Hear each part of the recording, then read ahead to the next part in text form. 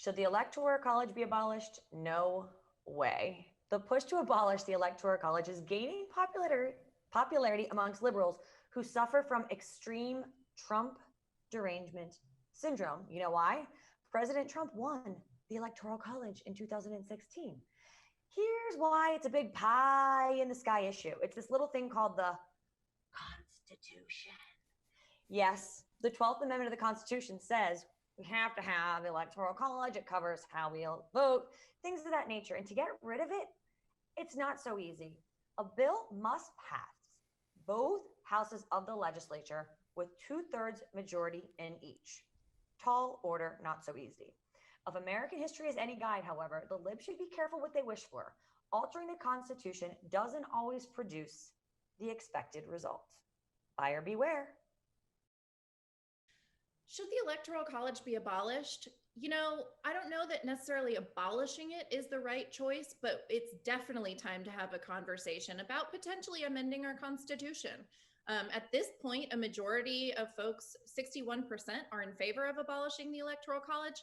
And before we say it's just some wacky liberal viewpoint, it's actually 68% of independents also said that they support abolishing the Electoral College.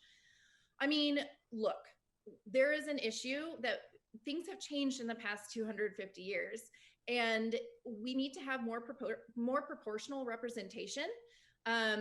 We also we're more urban now, and the Electoral College disproportionately affects those folks, and they tend to be people of color and people with less economic means. Everyone needs to be represented. The Constitution guarantees a representative democracy, but that only works in free and fair elections where people feel like they've all been represented. Hi, I'm David Grasso, and welcome back to another episode of the Millennial Minute on Bold TV. Today's issue, super relevant. Should we abolish the Electoral College? Some say it's outdated, while others believe it ain't broke, so don't fix it. So someone who already says that is Erin Elmore. She's a Turning Point USA contributor. And Hannah Chatalas, she says change it. She's a senior vice president at Global Situation Room. So ladies, Erin, you say, never mind what you think. It's the Constitution written in stone. Never mind. I mean, basically, you said it best, Mr. Grasso. This is the Constitution of the United States, and just because you didn't win it, Hillary Clinton and your followers in 2016, doesn't mean you can come behind, join the game halfway through because you're losing, and change the rules. These are the rules of our country. If you want to follow them and stay here as a United States citizen, join the party, the Republican Party. But hey, having said that, sorry. Wait a second, Hannah. Interrupt. Sorry. Wait a second, Erin. So Hannah, so now this has happened in the past 20 years, right? It's happened twice, right? Where a President George W. Bush the first time and Donald Trump the second time, won the popular vote but still became president. Ask anyone abroad, they think it's mystifying. Tell me more about that. Yeah, I mean, that's one of the things, though, is this concept of free and fair elections. Everybody needs to be represented, and that doesn't mean just the liberals. This is the thing. I'm fully in favor, and all the liberals I know are fully in favor of enfranchising voters legally, morally, ethically, everything right. But everyone deserves the right to vote. Liberal, Republican, everyone. So it needs to proportionally represent all, not just some. So what do you have to say to people like, for instance, conservatives in New York or liberals in Texas who feel like their votes don't count because their states are already voting one way, and because of the Electoral College, their vote really doesn't matter?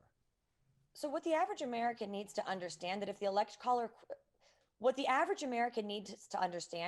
Electoral College is no more, the only states that will matter are states like New York and California. So we will have the latte liberals, the limousine liberals, and the champagne socialists making all of the calls. So the voters in Iowa, who are the farmers that already feel disenfranchised, will be totally irrelevant to the conversation. And I have to say, I agree with Hannah on one point. Yes, everybody does deserve their voice to be heard.